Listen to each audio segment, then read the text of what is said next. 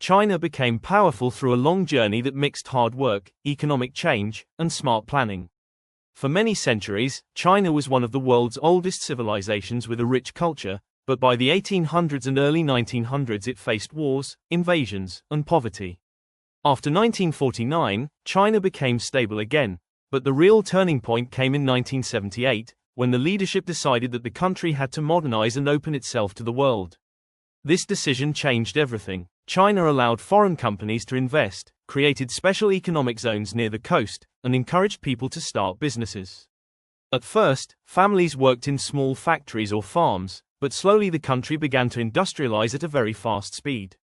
Over the next few decades, China became the center of global manufacturing. Almost every country started buying Chinese products because they were affordable and produced in large amounts.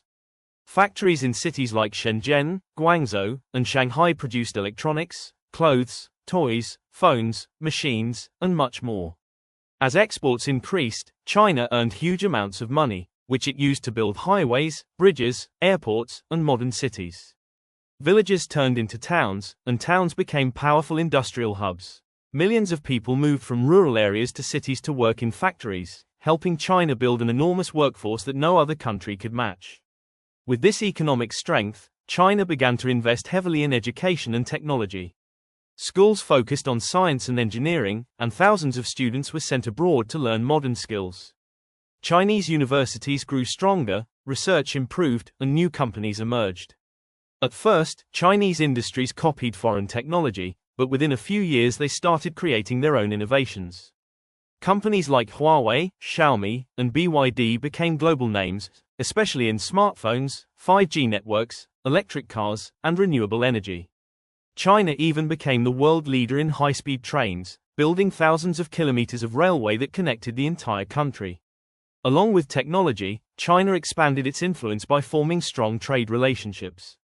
It bought raw materials from Africa, South America, and the Middle East, and in return built roads, railways, and ports in those regions. This created long-term partnerships. The Belt and Road Initiative became one of the largest infrastructure programs in history, linking Asia, Europe, and Africa with new trade routes. These connections helped China gain trust, markets, and global influence.